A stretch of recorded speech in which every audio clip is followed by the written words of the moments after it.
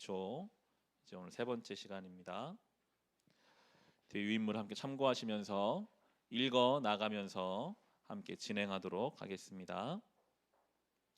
우리는 종종 신앙생활을 처음 시작하는 사람들에게서 반짝반짝 생기가 넘치고 하나님의 은혜에 감격하는 모습을 봅니다. 그런 모습을 보면서 신앙생활을 오래 한 이들은 오히려 처음엔 다 그런 거야, 조금만 지나봐 라고 말하기도 합니다. 이것이 교회 안에서는 어느새 자연스러운 일이 되기도 했거든요. 그런데 이것이 과연 자연스러운 일일까요?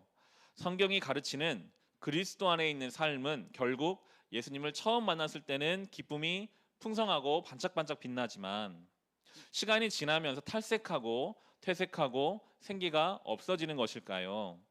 그렇지 않습니다. 성경에 나오는 믿음의 선배들은 세월이 지나면 지날수록 신앙이 더 깊어졌고 더 맛이 나고 더 멋있어졌습니다. 혹시 우리가 그렇지 못하다면 그 이유는 무엇일까요? 계속 이 책은 이런 질문을 가지고 시작합니다. 왜 우리는 성경이 약속한 대로 풍성한 삶을 누리지 못하는가? 왜 우리는 더 깊은 신앙으로 나아가지 못하고 있는가? 오늘 그 이야기를 좀 풀어가 볼 텐데요. 예수님이 말씀해 주셨던 씨 뿌리는 비유를 가지고 시작합니다. 아래에 있는 본문 누가복음 말씀인데 성경 본문은 같이 한번 읽어보겠습니다. 그 비유의 뜻은 이러하다. 씨는 하나님의 말씀이다. 길가에 떨어진 것들은 말씀을 듣기는 하였으나 그 뒤에 악마가 와서 그들의 마음에서 말씀을 빼앗아 감으로 믿지 못하고 구원을 받지 못하게 되는 사람들이다. 돌짝밭에 떨어진 것들은 들을 때에는 그 말씀을 기쁘게 받아들이지만 뿌리가 없으므로 잠시 동안 믿다가 시련의 때가 오면 떨어져 나가는 사람들이다. 가시덤불에 떨어진 것들은 말씀을 들었으나 살아가는 동안에 근심과 재물과 인생의 향락에 사로잡혀서 열매를 맺는 데에 이르지 못하는 사람들이다. 그리고 좋은 땅에 떨어진 것들은 바르고 착한 마음으로 말씀을 듣고서 그것을 굳게 간직하여 견디는 가운데 열매를 맺는 사람들이다. 아멘. 예수님 말씀하신 씨 뿌리는 비유입니다. 여기서 씨는 하나님의 말씀이라고 11절에 이미 우리에게 가르쳐주고 계시죠. 하나님의 말씀이 뿌려지고 그 말씀을 다 듣기는 들었습니다. 그런데 가장 첫 번째 길가밭 이야기가 나오는데 길가에 떨어진 씨는 악마가 가져가 버립니다. 안타까운 일이지만 말씀이 아예 들어가지 않는 사람들이 있습니다. 씨앗이 떨어지자마자 누군가 채가는 경우입니다. 여러 가지 이유가 있을 수 있습니다. 그 사람이 교만하거나 딴 생각에 빠져 있을 수도 있겠지만 예수님은 이것을 영적으로 해석하시고 그 배후의 영적 세력을 지적하십니다. 길가밭도 성전 안에 와서 말씀을 듣는 성도의 한 사람일 거예요. 말씀이 일단 뿌려지니까요. 안타까운 것은 말씀이 뿌려졌는데 그 말씀이 조금도 내리지 못하고 영적 존재가 그걸 가져가 버리는 경우가 있다라고 경고하고 계십니다. 우리의 신앙을 잘 돌아봐야 합니다. 내가 분명히 교회에는 출석을 하고 내가 말씀을 듣기는 듣는데 하나님께서 우리의 심령을 향해 말씀을 뿌리시기는 뿌리시는데 조금도 말씀에 감화가 없고 와닿지가 않고 내 안에 조금도 적용되지 못하고 있다면 어떤 영적인 존재가 자꾸만 그 말씀을 우리에게서 빼앗아가고 있지는 않은지 정말 긴장감을 가지고 주님 앞에 기도하고 간구해야 할 것입니다. 말씀이 없으면 아무런 열매가 없거든요. 두 번째는 돌짝밭입니다. 초기에는 말씀을 기쁨으로 받으나 잠시 후 시련이 왔을 때 뿌리가 없어서 견디지 못합니다. 뿌리가 없으므로 씨앗이 메말라서 없어져 버린다라고 본문은 이야기합니다.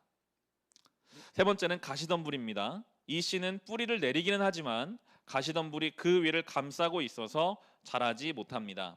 예수님은 이런 사람들에 대해 살아가는 동안 근심과 재물과 인생의 향락이 그 자라는 기운을 막아버린다라고 말씀하십니다. 여러분, 근심 그리고 재물, 인생의 향락이 얼마나 힘이 강력한지요. 하나님 말씀이 뿌리를 내려도 열매를 맺지 못하게 만들어요. 분명히 하나님 말씀을 아는데 이 근심, 재물, 인생의 향락이 열매 맺지 못하는 신앙으로 붙잡아 버리는 것이죠. 그렇다면 반대로 어떻게 하면 좋은 땅에서 열매 맺는 사람이 될 수 있습니까? 15절은 바르고 착한 마음으로라고 가르쳐 줍니다. 복음의 말씀이 선포될 때 그 말씀이 자신에게 어떤 의미가 있는지 염두에 두고 착하고 바른 마음으로 듣지 않고 삐딱한 마음으로 들어서는 안 됩니다. 바르고 착한 마음으로 들어야 합니다. 말씀이 선포될 때요, 나에게 주신 말씀, 나를 향한 말씀이라고 겸손히 들어야 하는데, 때로 우리 그럴 때가 있어요. 이 말씀 내 남편이 들었어야 되는데, 이 말씀을 내 아내가, 그 성도가, 그 사람이 좀 들었으면 참 좋았을 텐데라고 생각할 때가 있습니다. 그 사람에게 하는 말씀 하나님이 당연히 때가 되면 하시겠죠. 늘 우리는 이 말씀이 나에게 주시는 말씀, 내가 이 말씀 앞에 순종하기를 힘써야 할 것입니다. 그것이 바로 착하고 바른 마음으로 하나님 말씀 앞에 나를 세우는 것이고요. 또한 굳게 간직하며라고 말합니다. 어려움이 닥치면 돌짝밭은 씨앗을 간직하지 못해요. 예수를 믿어도 삶의 어려움이 찾아올 때 그때 예수님은 굳게 간직하라 라고 말씀하고 계십니다. 그것이 열매를 맺는 방법이거든요. 코로나로 인해서 예배당에 오는 것이 어려워지는 시대를 우리는 살고 있습니다. 온라인으로 영상으로 예배를 드리죠. 그럼에도 이게 참 어려운 상황이에요. 마음을 지키기가. 그런데 우리는 어떻게든지 마음을 지켜서 하나님 앞에 말씀 듣기를 힘쓰고 우리의 심령을, 믿음을 지키려고 노력해야 한다라고, 그냥 상황이 힘드니까 어쩔 수 없다가 아니라 마음을 지켜라, 그래야 좋은 땅이 된다라고 우리에게 말씀해 주고 계시죠. 또한 인생이 계속해서 가시덤불과 같은 것으로 시험하고 땀 마음을 품거나 좌절하게 만들 때에 견뎌야 합니다. 그럴 때 우리는 풍성한 열매를 맺을 수 있습니다. 아예 하나님 말씀을 듣지 못하는 길가에서 뿌리는 씨앗을 제외한다면, 예수님 말씀을 듣고 하나님 나라에 들어가게 된 사람들이 그리스도 안에서 받은 축복을 누리지 못하도록 방해하는 방해물은 두 가지로 이제 본문은 이야기하는 거죠. 첫 번째가 돌짝밭인데, 불편함이나 손해보는 것부터 박해에 이르는 어려움이 있어요. 우리가 말씀으로 뿌리 내리고 열매를 맺으려고 하다 보면 뭔가 우리에게 걸리는 어려움이 있어요. 예수 믿다가 생기는 어려움들, 그것을 잘 이겨내야 되고, 두 번째는 가시덤불의 경우인데 세상살이에서 오는 유혹과 근심입니다. 돌짝밭, 가시덤불은 지난 2000년 동안 그리스도인들이 풍성한 삶을 누리지 못하도록 만드는 마음 자세였습니다. 이건 김영건 목사님 자기 고백인데요. 사실은 제 신앙생활을 돌아보아도 늘 방해물들이 있었던 것 같습니다. 주님을 따르기 위해 희생하고 헌신하지 못하게 만드는 인생의 어려움이 있습니다. 이 어려움이 지나고 삶이 안정되면 이런저런 유혹이 저를 기다리고 있습니다. 때로는 이 두 가지가 함께 몰아치기도 합니다. 돌짝밭과 가시덤불은 제 삶에 늘 있었습니다. 예외가 없어요. 분명히 우리가 신앙의 길을 가다 보면 신앙을 붙잡기 어려운 큰 어려움이 있거나 아니면 교묘하게 우리에게 다가오는 유혹이 있습니다. 예수님 분명히 이것을 경고하셨죠. 예수께서는 이런 영적 비밀을 아시고 우리를 준비시킵니다. 이런 것을 없게 하시는 게 아니라요, 그 가운데 지킬 수 있도록 준비시키시는데, 우리는 꼭 기억해야 합니다. 이런 방해물은 언제나 있고, 우리가 이 방해물의 마음을 내어주면 예수님이 주시는 풍성한 삶을 누리지 못한다는 것을 기억해야 합니다. 그러나 반대로 우리가 그리스도 안에서 100배, 60배, 30배의 놀라운 열매를 맺는 것을 경험할 수도 있습니다. 예수님은 그 비결을 바르고 착한 마음으로 말씀을 받아서 그것을 굳세게 지키고 견뎌내는 것이라고 하셨습니다. 이것이 믿음입니다. 좋은 마음으로 받아서 어려움이 있든 유혹이 있든 잘 견뎌내고 지켜내는 것, 하나님이 하신 일 곧 구원이라는 놀라운 씨앗을 마음속에 품고 시련이 와도 흔들리지 않고 세상 유혹과 여러 가지 염려가 와도 거기에 마음을 빼앗기지 않고 끝까지 붙들고 열매를 맺게 만드는 것, 이것이 믿음입니다. 씨앗 하나가, 예를 들어 사과 씨 하나가 땅에 뿌려지면 1년으로 보지 말고 저는 그렇게 묵상했어요. 이 사과나무가 만약에 10년, 20년 동안 소출을 맺는다면 100배 이상 열매가 맺히지 않을까요? 한 사람의 인생에 복음이 들어와서 그 인생이 그 복음의 씨앗을 품고 지키고 견디는 해가 한 해, 두 해가 지나면 지날수록 놀라운 열매가 맺혀서 100배의 열매가 맺혀지게 되는 겁니다. 그러면 그 열매는 떨어져서 주변에 또 다른 생명을 살게 하는 것이죠. 놀라운 약속이 우리에게 주어졌기에 우리는 어떠한 상황에도 견디고 버텨내고 이겨내며 믿음의 씨앗을 자라나게 해야 할 것입니다. 믿음에 대해서 더 설명을 해주시는데요. 아래에 있는 본문 우리 같이 읽겠습니다. 여러분은 믿음을 통하여 은혜로 구원을 얻었습니다. 이것은 여러분에게서 난 것이 아니요 하나님의 선물입니다. 행위에서 난 것이 아닙니다. 그러므로 아무도 자랑할 수 없습니다. 아멘. 은혜 그리고 믿음이 같이 나와요. 이 두 가지는 어떤 관계이고 둘 중에서 무엇이 더 중요할까요? 구원을 얻는데 더 근본적인 영향을 끼치는 것은 믿음입니까? 은혜입니까? 이것은 우리의 구원을 이해하는데 중요한 부분입니다. 본문을 보시면 믿음을 통하여 은혜로 구원 얻었습니다라고 두 개 다 이야기하잖아요. 이 믿음과 은혜의 관계를 우리가 살펴봐야 하는데 먼저 은혜입니다. 많은 사람이 예배를 드리면서 감동을 받고 찬양을 하다가 눈물이 흐르는 것을 은혜라고 생각합니다. 맞습니다. 그것도 은혜입니다. 은혜는 하나님이 우리에게 값없이 주시는 것이니 모든 것이 하나님의 은혜입니다. 하지만 은혜 중에 은혜는 하나님이 우리에게 값없이 주시는 예수 그리스도이십니다. 하나님의 사랑을 받을 가치가 없었던 우리, 하나님께 적대자였던 우리, 하나님을 무시했던 우리를 위해 하나님이 예수 그리스도를 주셨습니다. 그냥 주신 정도가 아니라 우리를 위해 돌아가게 하셨습니다. 은혜의 한 복판에 예수 그리스도가 계십니다. 예수 그리스도를 통해 나타난 하나님의 놀라운 사랑, 예수 그리스도에 나타난 하나님의 놀라운 구원, 이러한 것들이 은혜의 중심에 있습니다. 이게 은혜의 내용이에요. 물론 예배 중에 눈물이 나고 가슴이 뜨거워지는 것도 은혜죠. 그러나 그것은 은혜에서도 가장 주변부에 있는 것일 수 있습니다. 우리의 은혜의 중심에는 예수 그리스도가 계십니다. 무엇과도 바꿀 수 없는 그 예수 그리스도가 우리의 은혜의 중심에 계시죠. 그럼 믿음이란 무엇입니까? 믿음이란 하나님이 우리에게 주신 구원이라는 놀라운 은혜를 감사합니다 하고 받는 것입니다. 아래 본문 읽어보겠습니다. 우리는 이 아들 안에서 하나님의 풍성한 은혜를 따라 그의 피로 구속 곧 죄 용서를 받게 되었습니다. 아멘.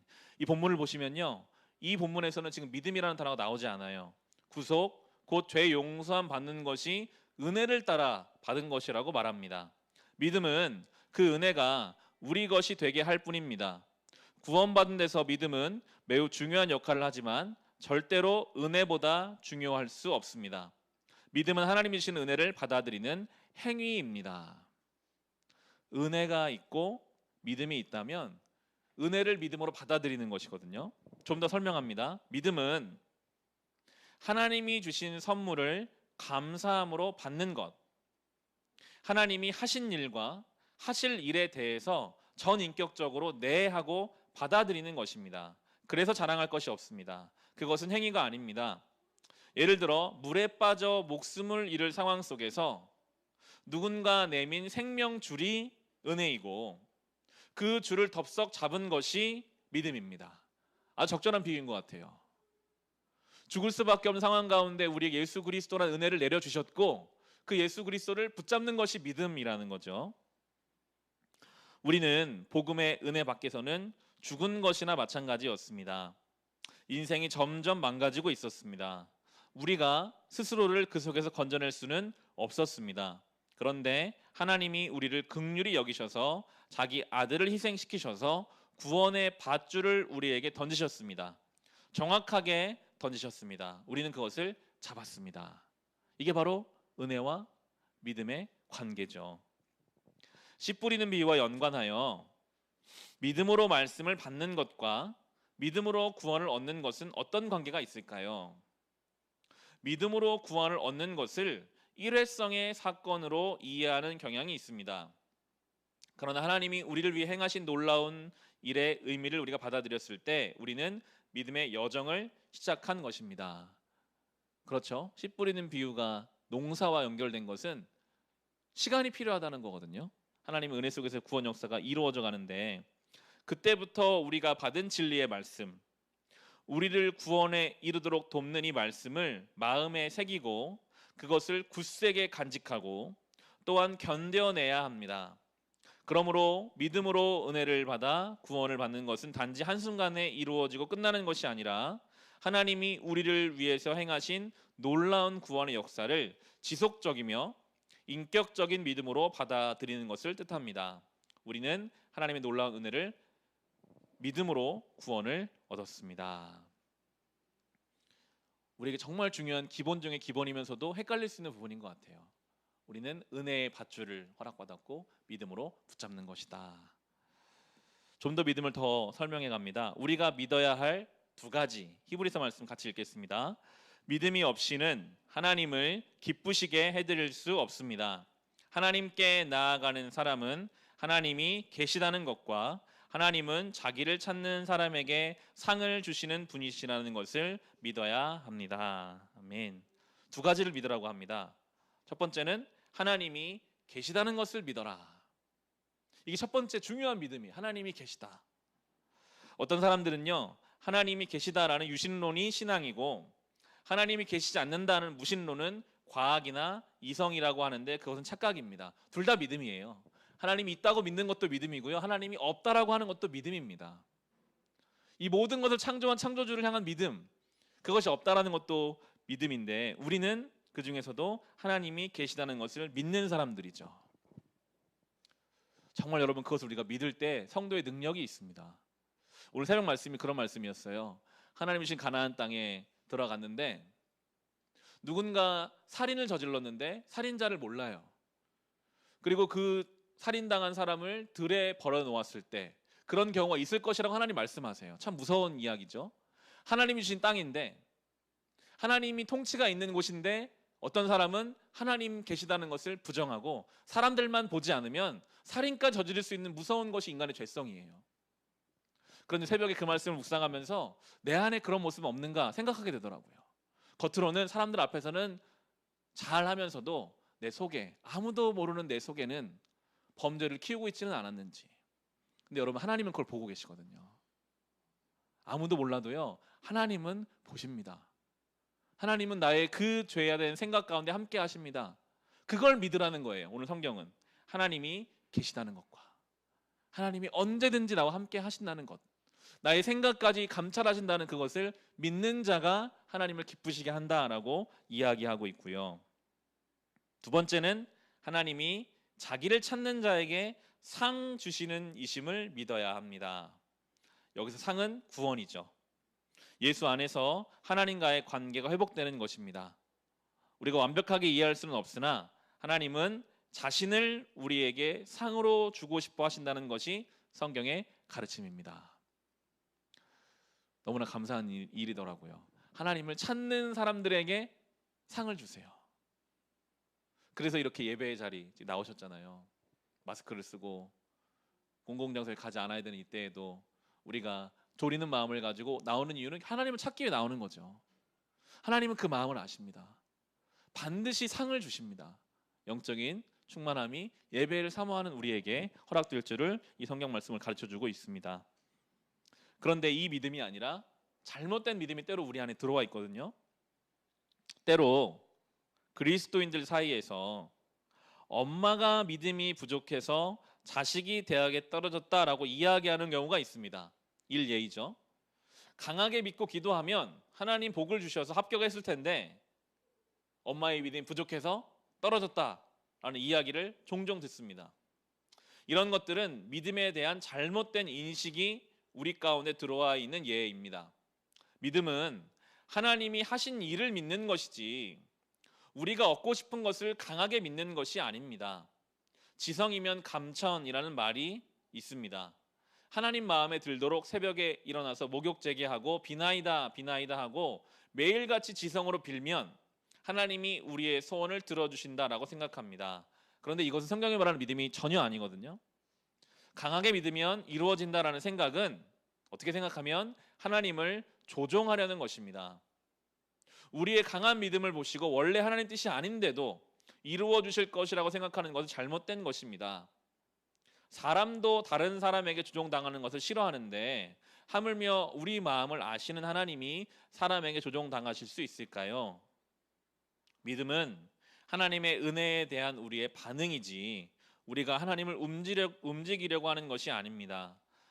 때로 하나님 앞에 열심히 기도했지만 대학 입학 대신에 재수를 하거나 결혼 대신에 오랜 독신 생활을 해야 하거나 사업 성공 대신에 실패를, 병고침 대신에 죽음을 하나님이 주시면 실망을 넘어서서 하나님께 분노를 품거나 아예 하나님을 떠나기도 합니다. 바른 믿음이란 무엇일까요? 성경은 이렇게 믿음을 설명하죠. 우리는 믿음으로 살아가지 보는 것으로 살아가지 아니합니다. 보는 것에 대척점에 믿음을 지금 두고 있어요. 믿음으로 산다는 것은 하나님이 우리를 위해 행하신 일들, 이미 행하신 일들, 그리고 행하고 계신 일들, 지금 행하시는 일들이죠. 그리고 앞으로 행하실 일들을 믿고 그 믿음에 따라 살아가는 것입니다. 느낌이나 감정을 따라 사는 것이 아닙니다. 때로 우리 이런 생각을 합니다. 오늘 너무 외롭고 울적하다. 아무리 생각해도 하나님이 나에게 무관심하신 것 같다. 오늘은 하나님이 나를 떠나신 것 같다. 이런 마음이 들 때 그 느낌을 따라 울적해져 낙심하는 것이 보는 대로 살아가는 것입니다. 지난 주일에 아브라함이 그러지 않았습니까?